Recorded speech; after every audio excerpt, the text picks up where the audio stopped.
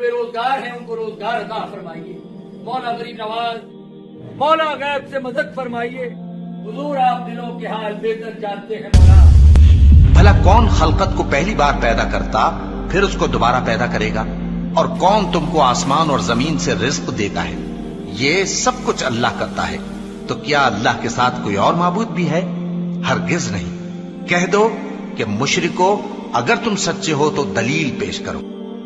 اور اسی کے پاس غیب کی کنجیاں ہیں جن کو اس کے سوا کوئی نہیں جانتا، اور اسے جنگلوں اور دریاؤں کی سب چیزوں کا علم ہے، اور کوئی پتا نہیں جھڑتا مگر وہ اس کو جانتا ہے. اور زمین کے اندھیروں میں کوئی دانا اور کوئی ہری یا سوکھی چیز نہیں ہے مگر کتاب روشن میں لکھی ہوئی ہے. اعوذ باللہ من الشیطان الرجیم. بسم اللہ الرحمن الرحیم. امن یجیب المضطر اذا دعاہ.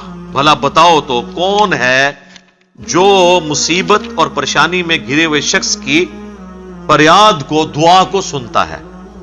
وَيَكْشِفُ السُّوءَ، اور اس سے اس کی برائی کو، تکلیف کو دور کر دیتا ہے.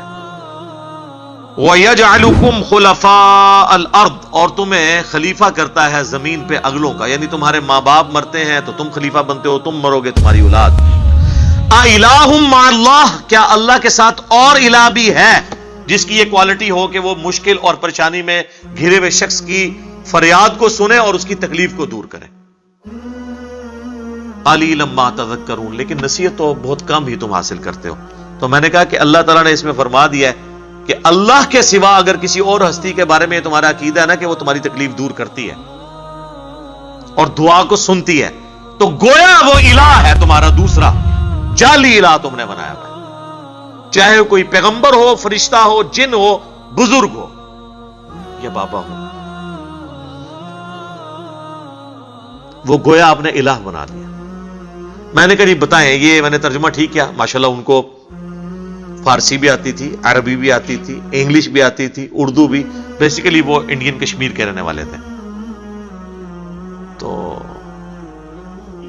کہتے ہیں جی یہ ترجمہ تو آپ کا ٹھیک ہے، لیکن میں نے کہا لیکن نہیں، عوام سے فیصلہ کرواتے ہیں. لیکن تو اب ختم ہو گیا نا. آیت کے بعد جب ایک واضح بینات میں سے کوئی چیز آ جائے، وہاں جتنے بیٹھے تھے ان کا جی یہ سب آپ کی بات جو ہے نا 100% ٹھیک ہے.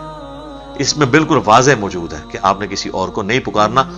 تو اگر کوئی کہتا ہے یا شیخ عبد القادر جیلانی المدد نعوذ باللہ، تو وہ گویا حضرت عبد القادر جیلانی کو الہ مان رہا ہے. قرآن یہ کہہ رہا ہے.